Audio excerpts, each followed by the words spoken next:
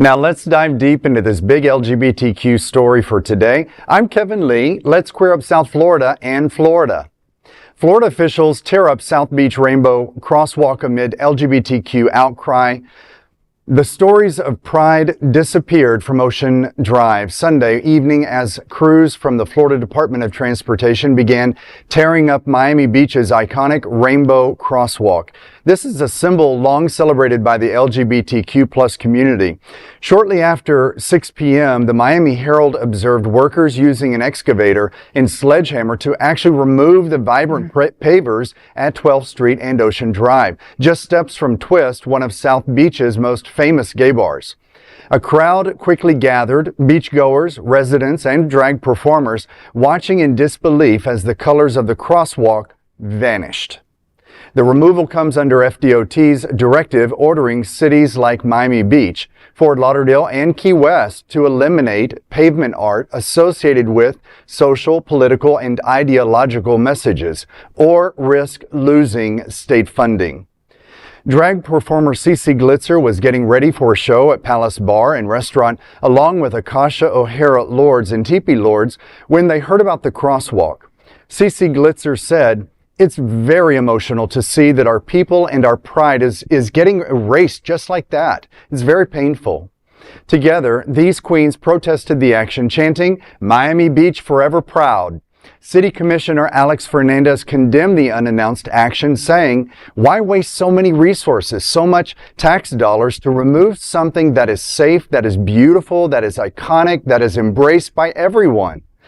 On Facebook, Fernandez wrote that FDOT's ruling runs contrary to the fact that our Rainbow Crosswalk has proven to be among the safest on Ocean Drive and called it heartbreaking for the city that is a symbol of diversity, inclusion, and equity.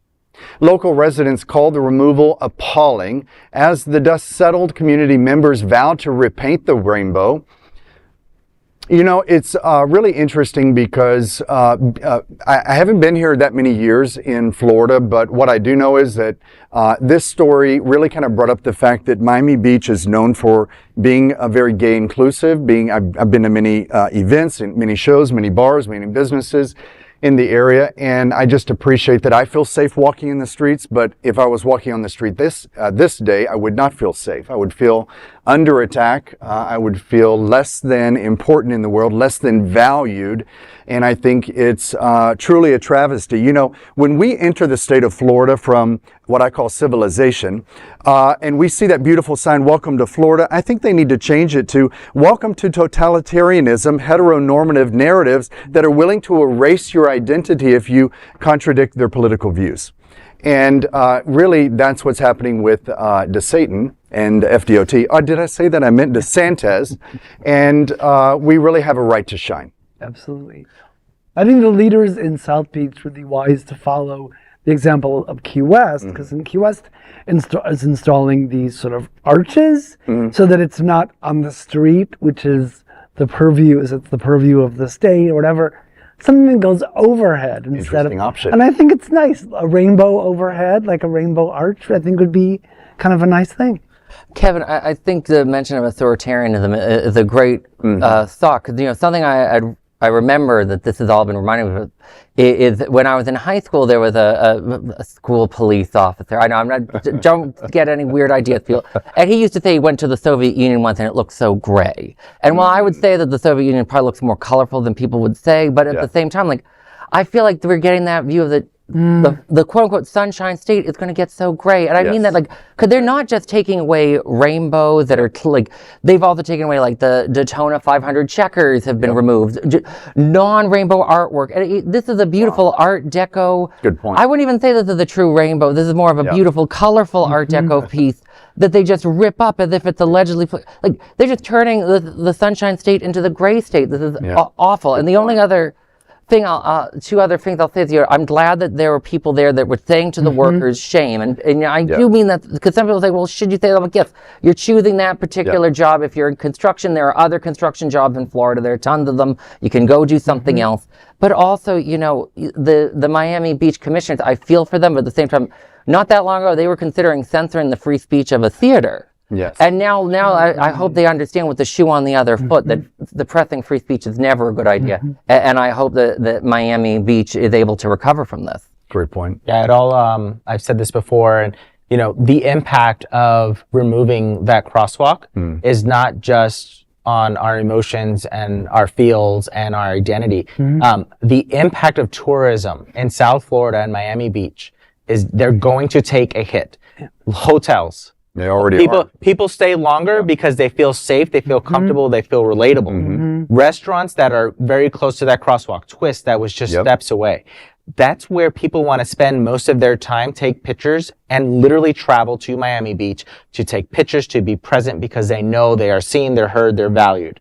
And removing that $15 billion in the state of Florida in 2024 on tourism dollars, let's see how much of that they get in 2026, 2025 moving forward as an impact to this. But the governor must know the financial impact, doesn't he? Isn't he aware of the financial impact of any of this, or do authoritarians really care? What a silly question. I won't name any 1930s German politicians, but I don't think they really looked at the budget numbers, sadly, and it's because it creates fear, and that harming businesses does help create fear in a totalitarian regime, and it's the businesses that are being hurt not just by this, but the way that we've been scaring people, not just queer people, immigrants in Florida, Duval, they're seeing their landlords, they're seeing tenants leave, their income, they're collapsing because so many people are moving. Not all of them are being deported. Some of them are just going to Spain and Italy because we don't want to deal with this. Well, and Canadians are selling property because they don't want to come back. They're afraid, I don't blame them. It's getting scary to cross the border. You never know if they could be targeted. It's this is just part of a larger system of just fear and horrible stuff that I just think it's clouding the Sunshine State. And just to say a quick point in closing, really is just that when I've traveled outside the United States in the last 6 months to different countries, what I'm noticing is that a lot of people, when they find out I'm from the United States, they say we purposely did not choose to travel to your country. One, because we're not going to give our money to a country that is doing that to our kind, but also they say that we don't feel safe coming to your country now because we don't know what the hell is going to happen to us, and we may not even be able to go back to our country in a way that doesn't financially injure us, or you get locked up because of some reason, and then you're going to have to pay to buy more another flight home. It's financial injury. It's so getting people aren't very traveling. scary. A cousin of mine, she just got engaged. She wants to go do a wedding in Italy, and I'm like, I'm afraid coming back in if they're going to mess with me. It's a scary time, and that is a big LGBTQ story for today. There is no other queer nonprofit media platform like this in the entire world. Support our LGBTQ stories by subscribing and sharing Queer News Tonight.